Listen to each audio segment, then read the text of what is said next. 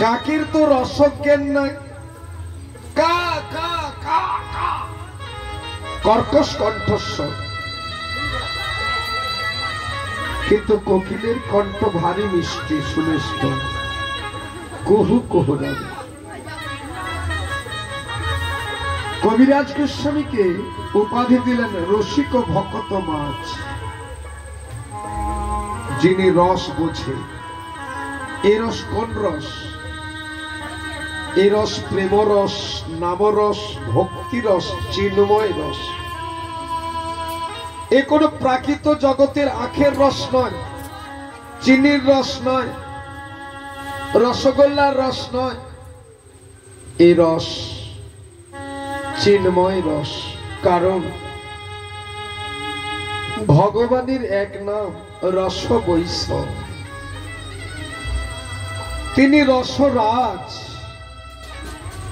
তিনি রসিক শেখর, তিনি অখিল রসামৃত মূর্তি, ঈশ্বর পরম কৃষ্ণ সচ্চিদানন্দ বিগ্রহ, অনাদির আদি গোবিন্দ, সর্ব কারণ কারণ। স্বয়ং আমাদের সৃষ্টিকর্তা, সত্যলোক নিবাস ব্রহ্মাজি, চতুর্মুখ ব্রহ্মা,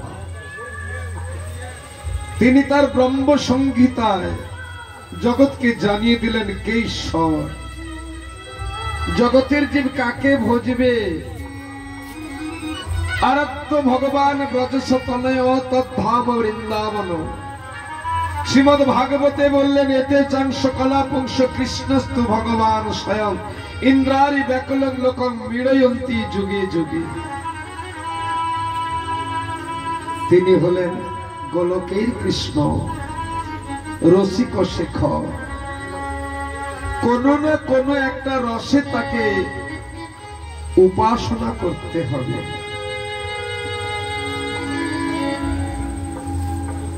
কথাই বলে না, জহরি জহর চেনে, শুকর চেনে কচু, কচুর খবর রাখে শুকর, আর জহরি জহর চেনে।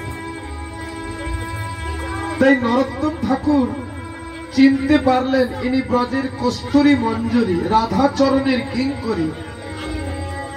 একমাত্র ইনি পারবেন রাধা কৃষ্ণের প্রেম বিগলিত বিগ্রহ, রাই কারো একাকৃতি আজ এই কলিযুগে গৌরাঙ্গ সুন্দর অবতীর্ণ হয়েছেন। তার মহিমা, তার সিদ্ধান্ত, এগুলি জগৎকে জানাতে পারবে একমাত্র রসিক ভক্ত, না হলে কেউ জগৎকে জানাতে পারবে না। তাই রসিক শেখর কৃষ্ণ পরম করুণ, এই দুই হেতু হইতে ইচ্ছার উদ্গম।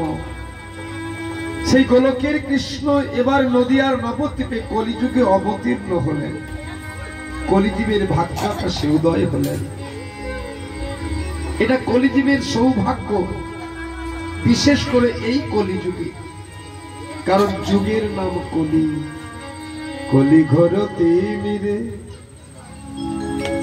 গ্রাসল জগ জন, ধর্ম কর্ম রহুদূর, অসাধনে চিন্তা মনে, বিধি মিলায় আমি, আমার গোরা বড় দয়ার ঠাকুর। কোন ভগবানের এত দয়া নাই।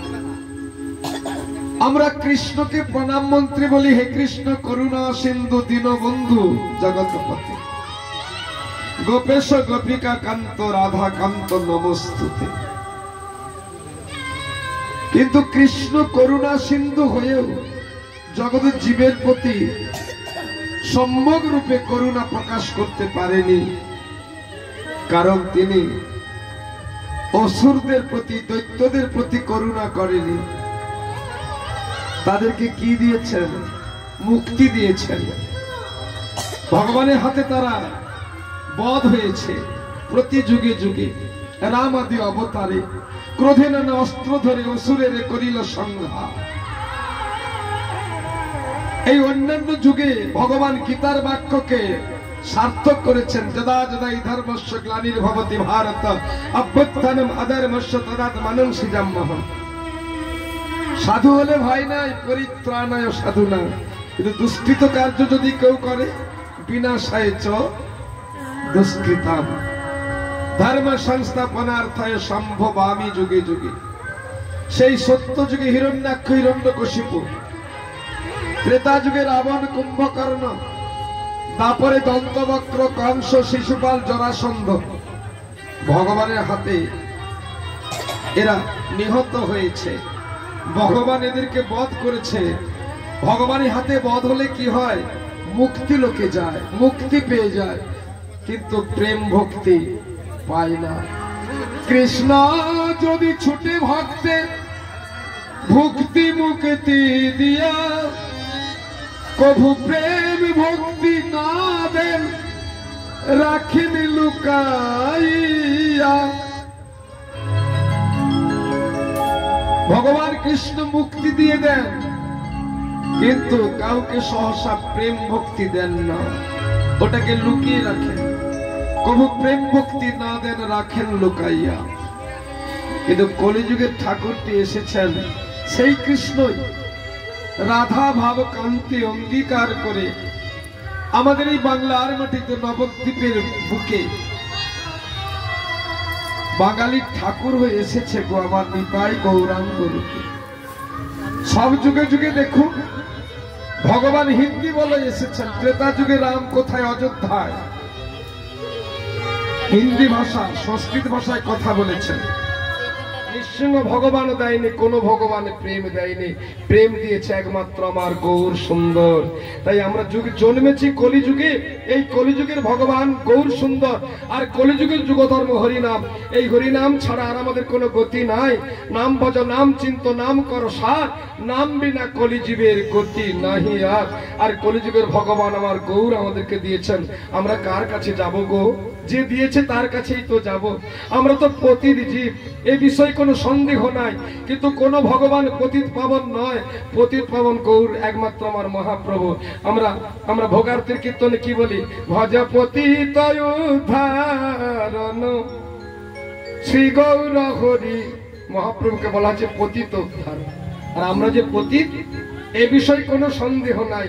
তাহলে প্রতিটি জীবের গতি কোথায়? পতিত পাবন গৌর হরির চরণে। তার চরণকে আশ্রয় করবে নিতাই গৌর। গৌরের থেকে নিতাই আবার একটু বেশি দয়াল। মার খেয়েও মাধাইকে প্রেম দিল, মেরেছিস কলসির কানা, তা বলে কি প্রেম দেব না? মারতে হয় আবার মার। ওরে মাথায় একবার প্রাণ ভরে বল গৌর হরি বল, গৌর হরি বল, গৌর হরি বল। এমন করে মার খেয়ে প্রেম যাতা ঠাকুর কোন যুগে দেখেছেন? রাম আদি অবতারে ক্রোধে নানা অস্ত্র ধরে অসুরের করিল সংহার। এবার প্রতিজ্ঞা করেছেন, এবে অস্ত্র না ধরিবে, প্রাণে কারে না মারিবে, হরি নামে চিত্ত শুদ্ধি করিবে সবাকার। এমন দয়াল কোন যুগে আসে নাই, হয় নাই। তাই যুগটা কলি থাক, কলিতে দোষের দিকে আমরা তাকাবো না। দোষের কথা গেলে এই জন্য আলোচনা করলাম। এত দোষের মধ্যে ভালো গুণটা কি না? কলি পুষ্পে হরি নামের মধু। কি গো বাবা, দু রকমের মাছি আছে না? একটা হলো মাছি, একটা হলো মৌমাছি। দুটোই কিন্তু মাছি না? কিন্তু মাছির কাজ কি বলুন দেখি? নর্দমায় বসা, নোংরা। আপনার কোথায় পচা ঘা আছে, মাছি ঠিক খবর রাখে, ওইখানে গিয়ে বসবে। পচা ঘাই বসে, ভালো জায়গায় মাছি বসে না। আর ফুল যখন পচে যায় তখন মাছি বসবে, টাটকা ফুলে মাছি বসে না। কিন্তু মৌমাছি কখনো পচা ফুলে বসবে না। টাটকা ফুল যেটাই ফুটবে, মৌমাছি ঠিক এই টাটকা ফুলের খবর রাখে। মৌমাছি সেই টাটকা ফুলে গিয়ে বসবে। মৌমাছি ফুলের অন্য বিচার করে না, ফুলটা ছোট না ফুলটা বড়, ফুলটার রং সাদা না ফুলটার রং সবুজ, এই বিচার মৌমাছি করে না। মৌমাছি বিচার করে ফুলের মধুটা কেমন আস্বাদনের, অন্যগুলো বিচার ত্যাগ করে। তেমনি কলিতে যারা মাছি তারা নর্দমার দিকে মন দেয়, নর্দমায় গিয়ে বসে নোংরা ঘাটে ছি ছি। কিন্তু যদি কলিতে মৌমাছি হতে পারি, সারগ্রাহী হতে পারি, দোষ থাকুক, এত দোষের মধ্যে একটা ভালো গুণ আছে, কলি পুষ্পে হরি নামের মধু।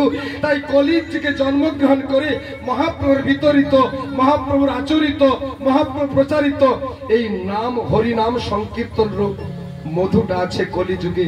এটা অন্য যুগের যুগ ধর্ম বলে কোনো ভগবান দেয়নি, দিয়েছেন আমার গৌর হরি। তাই আসুন আমরা মহাপ্রভুর বিতরিত এই হরি নামকে একমাত্র আশ্রয় করি। নাম ছাড়া আর আমাদের কোনো গতি নাই। উঠিতে বসিতে খাইতে শুইতে একমাত্র নামই হলো আমাদের একমাত্র পথ। ভিডিওটি ভালো লাগলে চ্যানেলটি লাইক, কমেন্ট, শেয়ার ও সাবস্ক্রাইব করে পাশে থাকবেন। আর সবাই সর্বদা ভগবানের নাম করবেন। ভিডিওটি সম্পূর্ণ দেখার জন্য ধন্যবাদ। হরে কৃষ্ণ, রাধে রাধে।